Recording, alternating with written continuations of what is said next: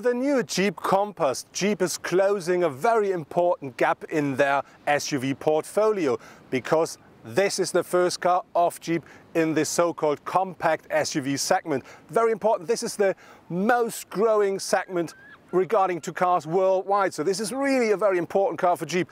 What it's capable of, how it drives and what makes this car different, let's have a closer look now.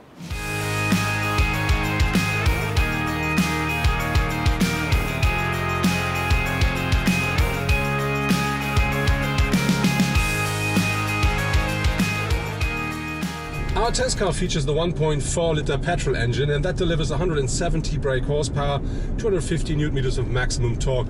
In our test car it's combined with the 9-speed automatic gearbox, and I have to say that package works quite well, but when you drive, for instance, uphill, I think the revs are a bit too high. It's something I don't like, so I do prefer bigger engines there. I think that's more character. But the car is, to be really honest, for a day-to-day drive, perfectly equipped.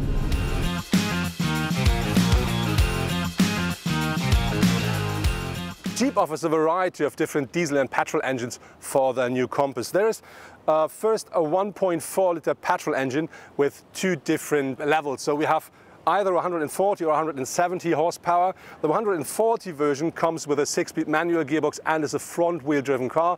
The 170 horsepower version offers all-wheel drive and the 9-speed automatic. On top of this, there is a 2.4-litre engine that offers 184 horsepower. Very important, that comes as standard with all-wheel drive and the 9-speed automatic. Talking about the diesel engines, they offer a 1.6-litre engine with two different outputs. One is 120, the other one is 140 horsepower. The 120 horsepower version offers only front wheel power and only a 6-speed manual gearbox. The 140 horsepower version you can have either with a 6-speed manual or the 9-speed automatic transmission.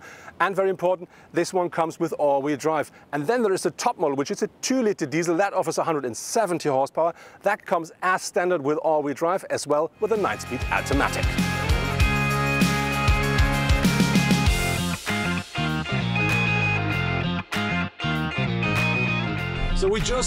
So now we've changed the car, and now we're driving the Compass Trailhawk, which is the real off-road version.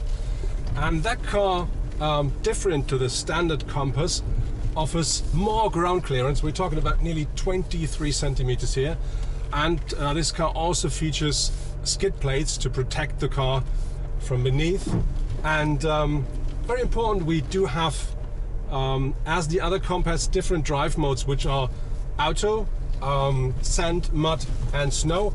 But with this one you have an extra mode, and this one is called rock, which means this is for real rough grounds when you drive very slow. And I have to tell you, that really is great fun, and this really shows that driving an SUV does not mean that you can't go into real rough terrains. Jeep is positioning the Compass between the Renegade and the Grand Cherokee, and you find loads of these cars at the design of this car as well. Have a look at the front. You see something we already know from the Grand Cherokee, which is this very flat grille and this very slim headlights here. And when you go to the rear, you see, I think, a lot more from the Grand Cherokee lines than from the Renegade lines. And that makes sense, because the Renegade looks, especially at the front, a lot more like the Wrangler or the Willys Jeep, so a lot more like an off-roader, while this car looks a lot more like the Grand Cherokee, which is an SUV. And this is the segment which is growing dramatically, the compact SUV. This is where Jeep wants to play and want to earn a lot of money. What else you will find regarding to highlights of the design, we asked the designer himself.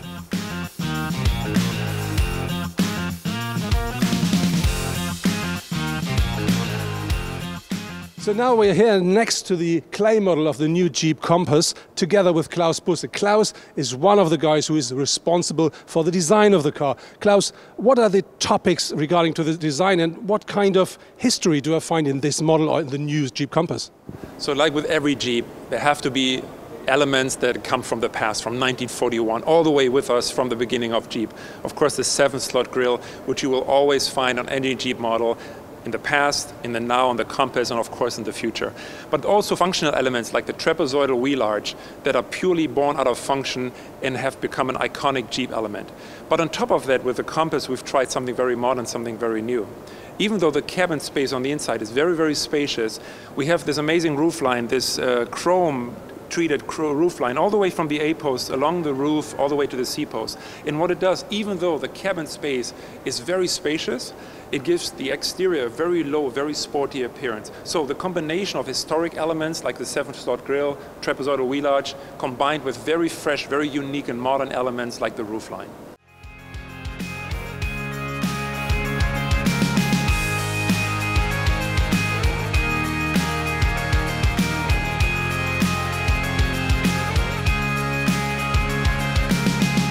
Talking about interior and space, I have to say the new Jeep Compass offers more than enough space, even for a tall person like me. I do sit very comfortably here at the driver's seat.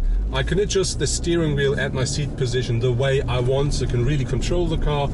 And this is the same regarding to the space for my co-driver and even behind me.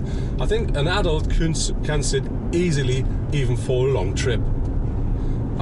Talking about electronics, I have to say we do find, of course, all the modern driver assistant and safety systems inside the car. Everything you expect will be available as standard or an optional extra. And regarding to the sat-nav and the infotainment system, I have to say you can have an up to 8.4-inch touchscreen system here that works perfectly. It's called Uconnect, and that offers everything you want. You can of course connect your smartphone easily via Apple CarPlay or Android Auto as well.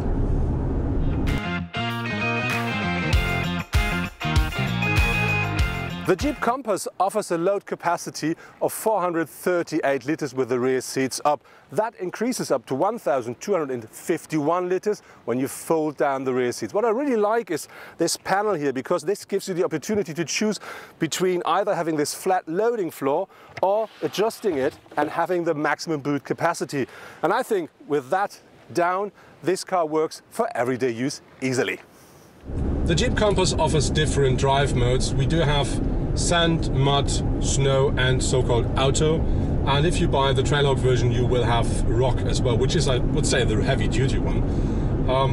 And I have to say the car, regarding to the suspension, really makes a great job. It is stiff enough to give you the feeling of that you have a good connection to the road, and it's not too stiff, so it's still very comfortable. And I think this package works great, and together with the engine and the transmission, this is a really nice package that fits an SUV of this class absolutely perfectly. It's a very nice drive, and important while driving the car, where we found out it's quite quiet in here. So for instance, at the moment we're driving nearly 120 kilometers per hour, and as you hear, the noise level is quite low. This is something I really do like.